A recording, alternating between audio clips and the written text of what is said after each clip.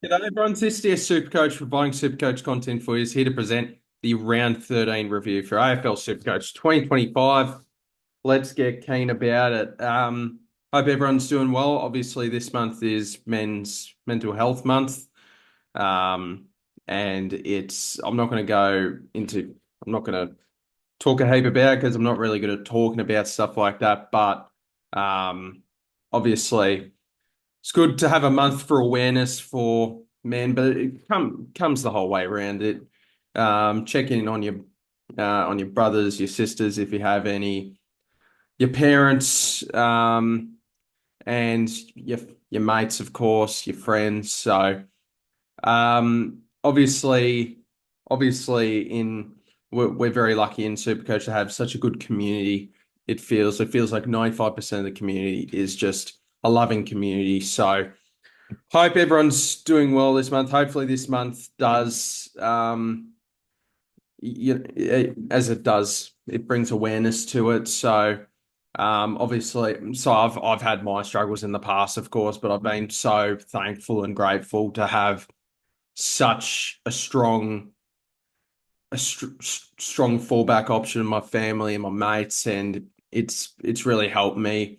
And it obviously, I was struggling a few years ago, and ever since making ever since I decided to do this YouTube channel on Super Coach, it's obviously really helped me building a bit of a community. So I really do love and appreciate everyone that follows me, likes it, dislikes it, bad comment, subscribes, whatever the case may be. So it's obviously such an important that we reach out to people, but also um, that sort of stuff. So um, yeah, just it's a bit of a hard one to talk about.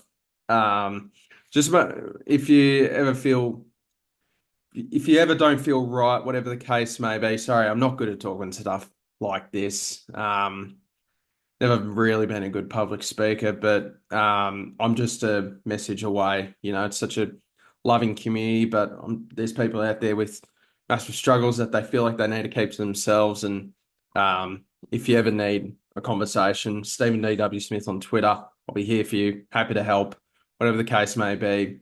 Can be anything, super coach, whatever the case may be. So, hope everyone is doing well. I probably didn't say that as well as I imagined in my head, but yeah, just make sure it reach out to your mates, family, brothers, sisters, all the case, mate, parents, whatever the case may be.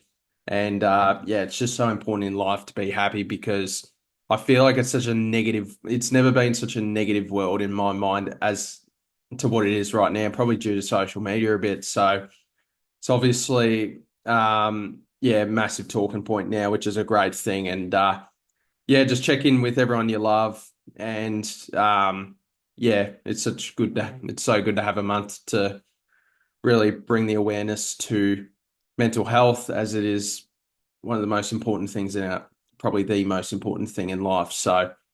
Um, so yeah, I just thought I'd bring that up. We'll talk Super Coach now. Yeah, as I said, sorry, I'm not good at talking about it. As I said, I've never been a good public speaker, but yeah, feel free to contact me, message me on Twitter, Stephen D.W. Smith. Happy to help. Happy to talk to you.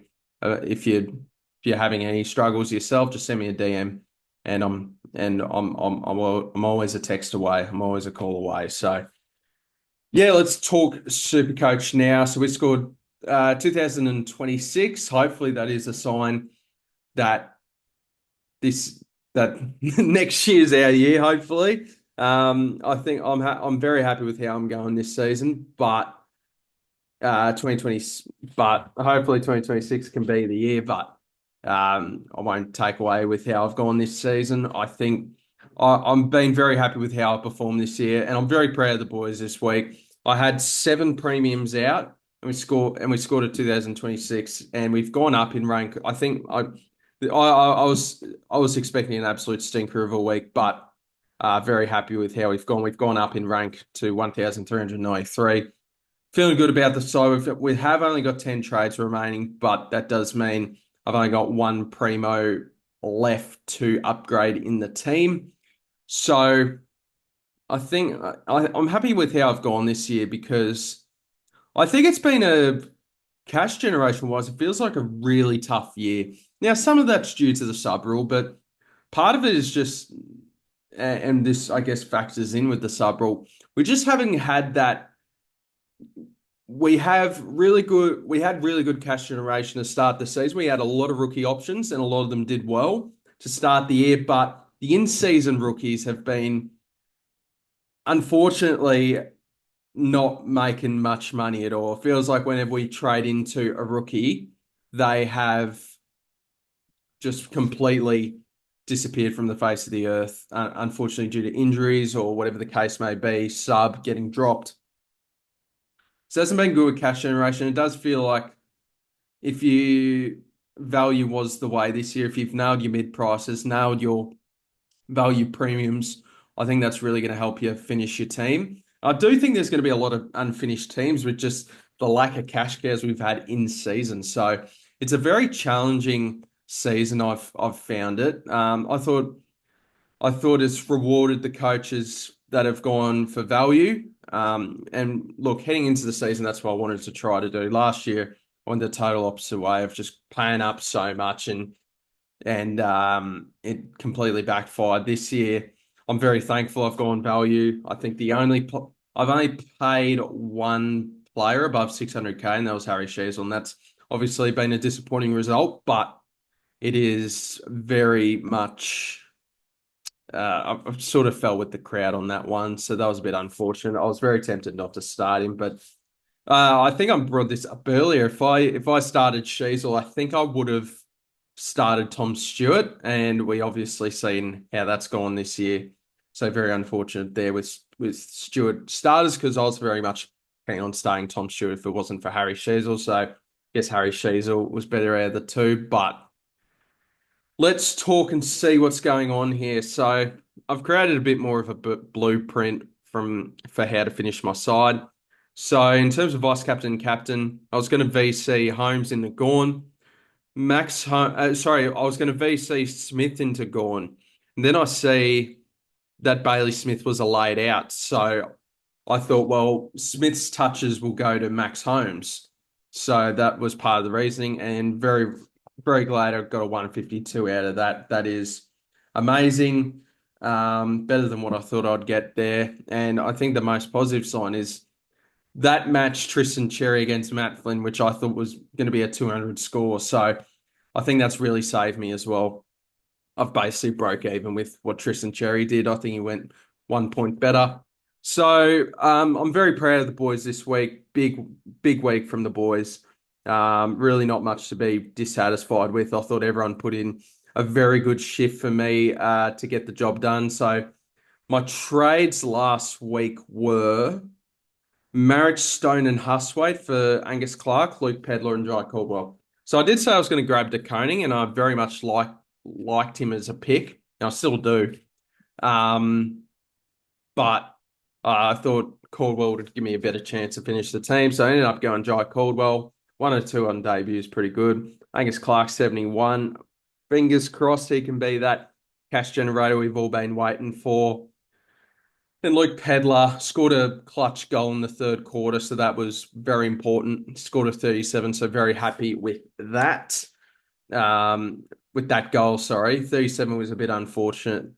All up in the game. I think he only had like 2 or 3 touches, but he gets his points from tackling, and hopefully just a few more posies this week against the Hawks can get him over the line and reboot that cash. I mean, the cash is still looking good.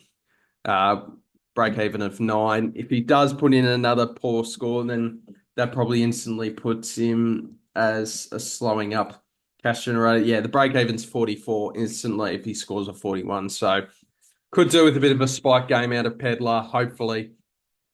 What are some other talking points? Bailey Dale was awesome against the Hawks. That felt like ages ago, but it was just so good to see the Hawks get a dub. Very relieving. Matt Carroll was on 37 at half time, just didn't carry on with it. Went backwards, went down to 30. So that was a bit unfortunate. I thought, here we go, the breakout game for Matt Carroll, but wasn't to be. Bo Allen, he's going to be 99K really soon. So that's just, yeah.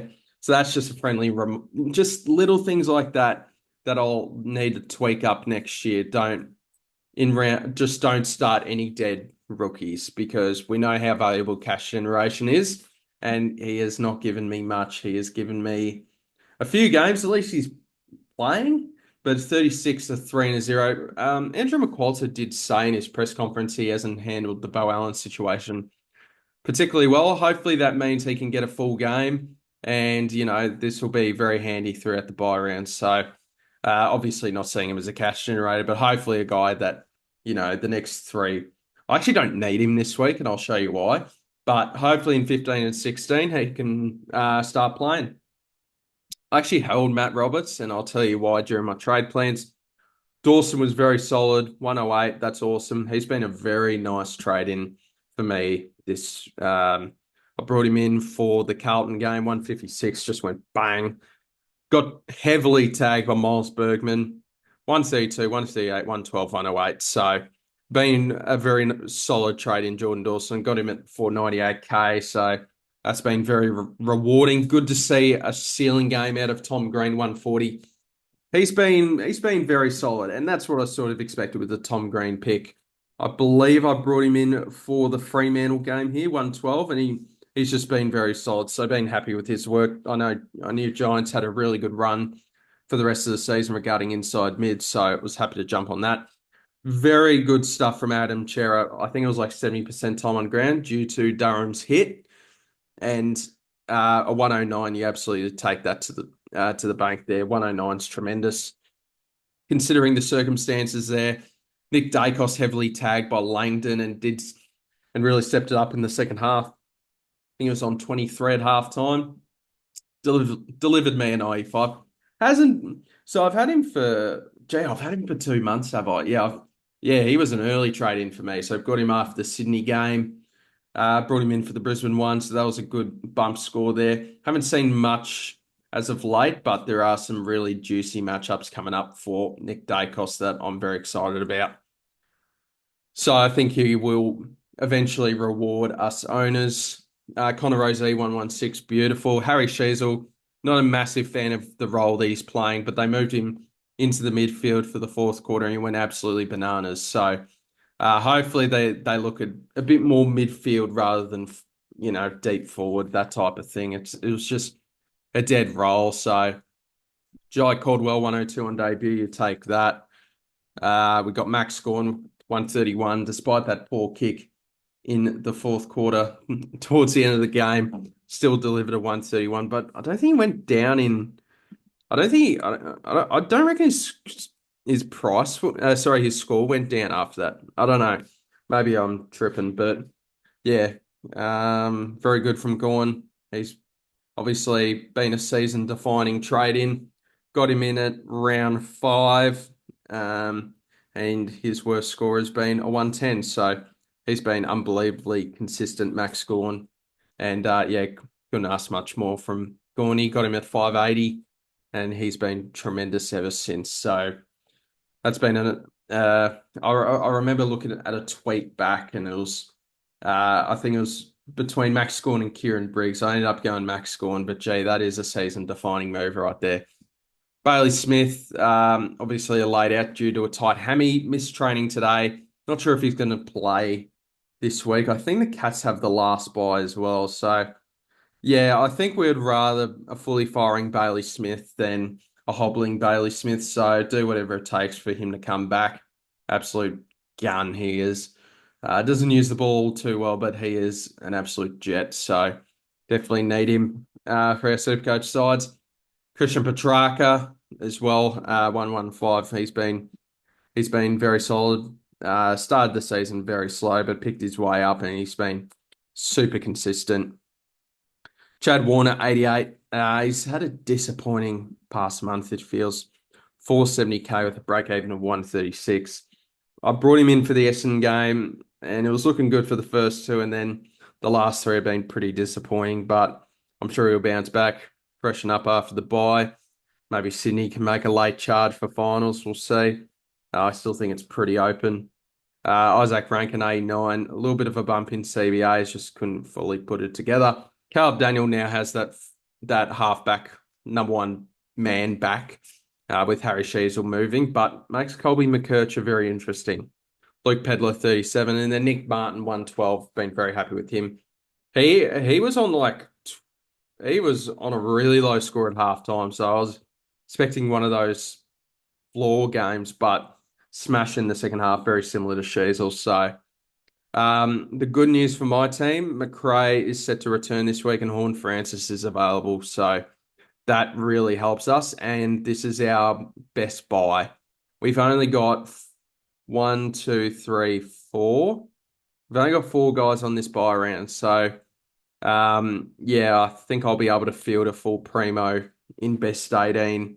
So I think I'm fielding, if all goes to plan, 19, 20 primos. So very happy with that. So that was part of the reason why I actually don't need Bo Allen this week because his score probably isn't going to matter. That'll be my guess. So let's talk about what we're going to do. All right. So we've got 10 trades left, 22 primos, well, 22 non-rookies realistically. So we need to get that final 23rd. And I've been preaching the idea of getting a 24th. So still in that mind. My dreamland is Bontempelli and Callum Mills. Now, I don't think we're going to quite get there to get both. So I'm going to have to make a big decision. And I've posted this on Twitter and TikTok. Help me out in the comments down below. Do I get Bontempelli next week and skip Callum Mills and probably ride with 23? But that ends me up on probably 5 or 6 trades. Probably 5 because I'll need to use 3 of Angus Clark, Zach Johnson, who I'll bring in, Pedler and Keeler to get me Bontempelli. Or do I grab Mills next week and then probably using 2 of Clark, Keeler, Pedler, or Johnson, the Essendon rookie, and then using the other 2 to be getting me my 24th, realistically. And that would leave me with 24 primos with about 4 or 3 trades left. So it's a big decision to make. I think there is massive benefit with having 24 primos, and that's what we've been preaching the entire time. So it does feel a bit bad if I go against it now, but at the same time, probably want to get Bontempelli in, especially if I have to compete against Tristan Cherry for the run home, because the ownership with Tristan Cherry is absolutely insane. And yeah, I've just basically conceded that I just can't get him. And I think he's got it is a very nice run home. So this is going to be a very scary non-own. 96% of coaches in the top 1% own Tristan Cherry. So that is a major problem. It's not a major problem. I think I can still have a good year without Cherry, but I think if I have Bont and Gorn for the run home, as opposed to just Gorn, I'm just not going to be able to compete with the Cherry owners because there are going to be a lot of 150 pluses coming with them for the run home. So it's basically an easy captain every week, really. So I need to find a way to combat that. And Bontempelli has a really nice Marvel run for the rest of the year. And I think I'm leaning towards that as opposed. So, and then so that would leave me with probably 5 trades. And I think I'd be happy to grab maybe using Zach Johnson or whatever rookie I keep out of the 3 out of the 4 of Clark, Healer, Pedler, and Johnson. And that might mean that I'm getting rid of some of these cash cows, my final cash cows, a little early, but you got to do what you got to do to finish the team. So it'll be Bontempelli and like 299k rookies I don't really care about to come in. And then hopefully that is enough to get Bontempelli next week. And then using Zach Johnson as a cash cow to hopefully get me to maybe a 24th down the line.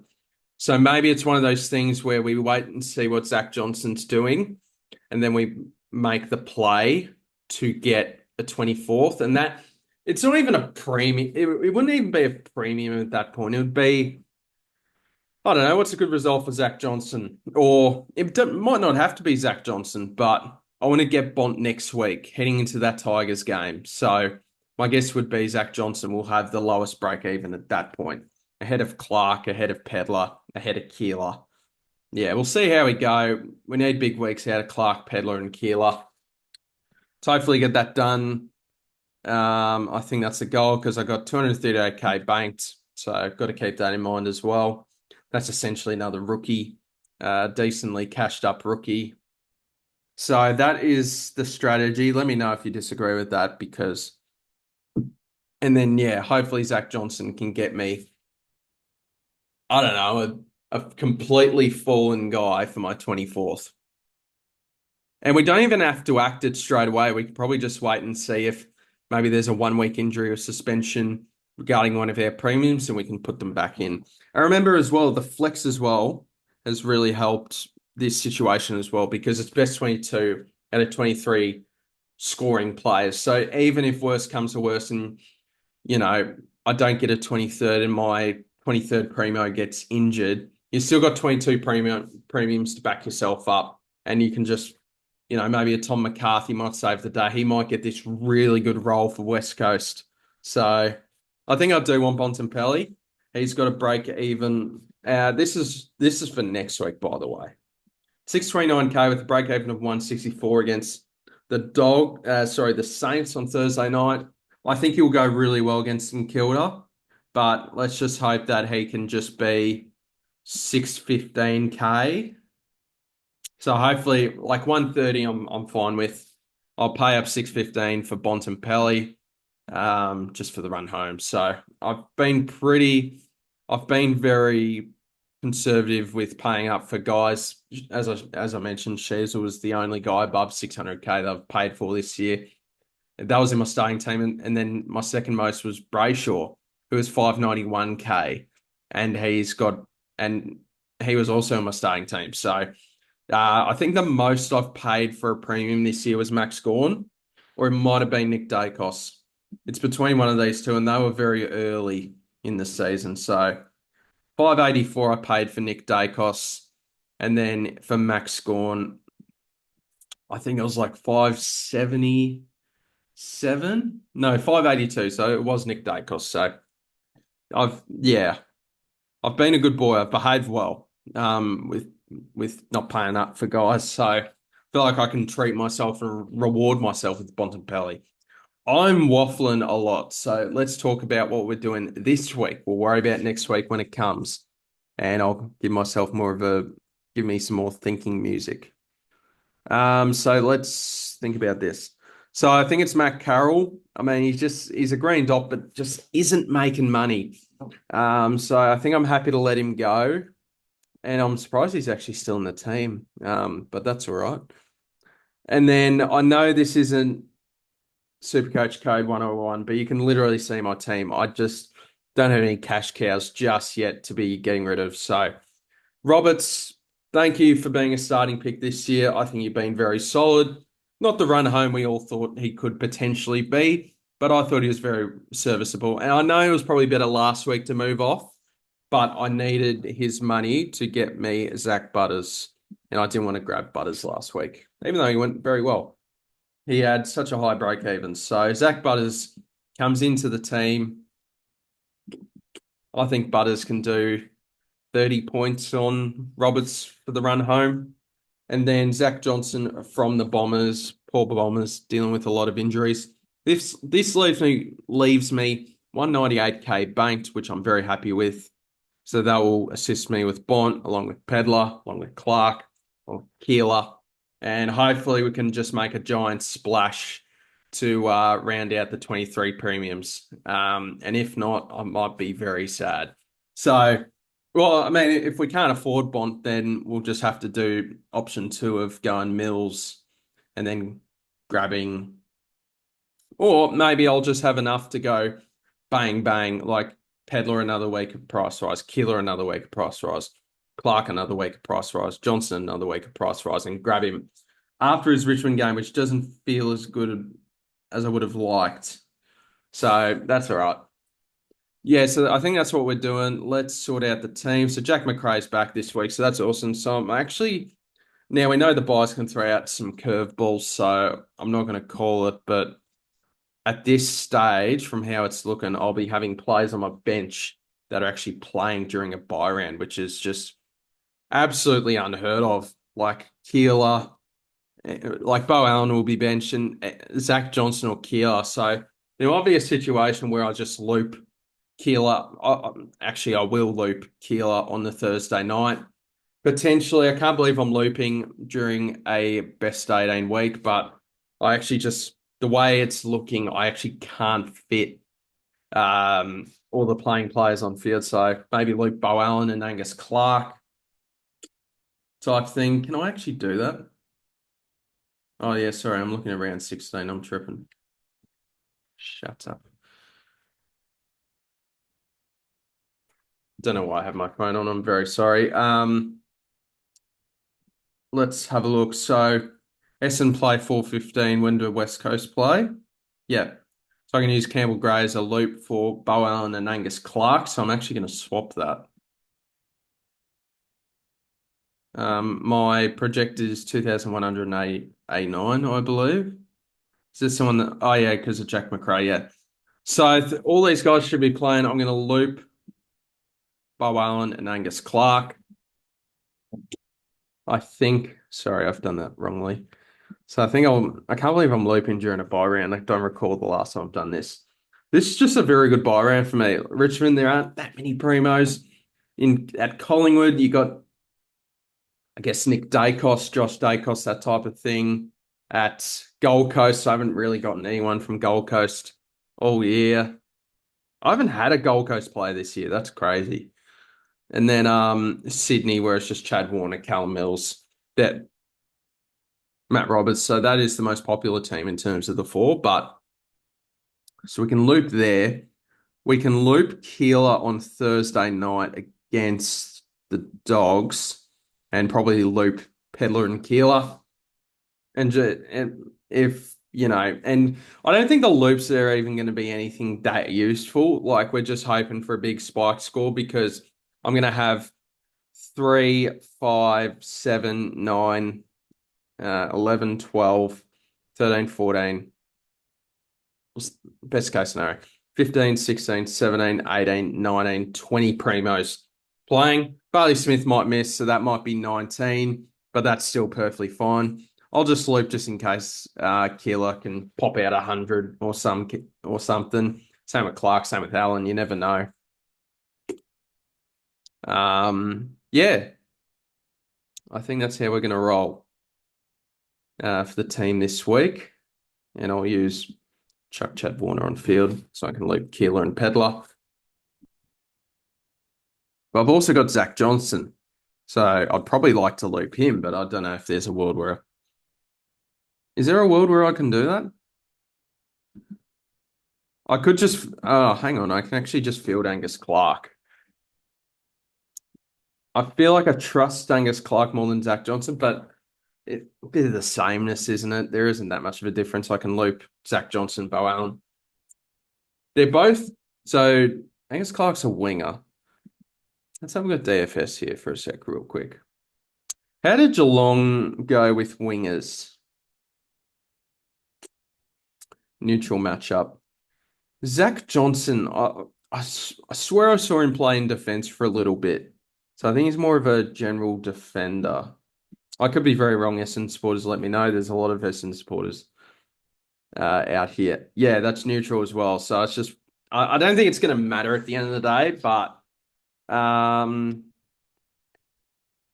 know, just in case there's a spike score. You never know. So let's just use Nick Dacos as a loop for now for Johnson and Bo Allen. Perfect. So that's how the side will look. Pretty confident this week. Hopefully not much carnage. Usually when Supercoach is looking good, there's going to be some sort of curveball that comes our way, but that's fine. In terms of vice captain and captain, I'm thinking Gorn against Dante Visentini or Jordan Sweet. I'm pretty confident in that matchup. And then vice captain, I'm thinking Brayshaw against North because North aren't really tagging per se.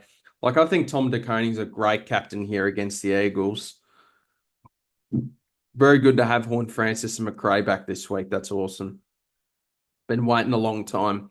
And the fact I've only dropped 600 spots in rank whilst holding them, I don't regret that really. So,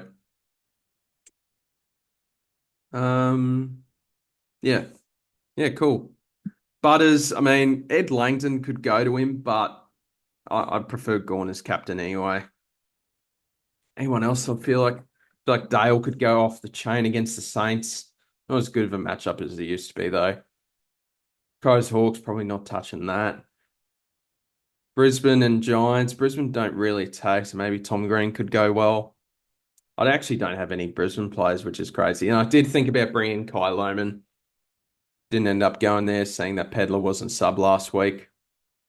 Essen Geelong. It's just hard to trust Bailey Smith at the minute. I feel like Bailey Smith could go really well. A VC with Max Holmes again could be on the cards. That's not a bad idea. If everyone know, if some a lot of people are interested in Cherry, so I think I'm speaking to a lot of people, and I say I think he'll do well there against Darcy or Jackson, whatever the case may be. So I think that's pretty easy to do. I'm going Brayshaw just because North don't tag. Yeah, I think those are my best plays for the week at this stage. Sinclair against the Dogs could go well, I guess. And I think Bontempelli's a really good vice captain here as well. I think I prefer that over Brayshaw. So if you own Bont, I think Bont into Cherry is going to be very popular this week. I think Gorn's a good shout as well. Looks like a decent week for vice captain and captains. So there we go, guys. 8 trades left. That is awesome. Let's talk about some leagues because I have been talking for a fair while. I say every week I'm going to make sure that these are quicker, but it never comes to fruition. SDS Super League 2 went up 4 spots overall. Nicholas, nice stuff. So I'm the best ranked here. Stu's primo. Stuart unfortunately had a disappointing week this week, but with that team value, I think you're in for a very solid year. Yeah, Jay, this round was not particularly good for our league, except for Crano. How about this, mate?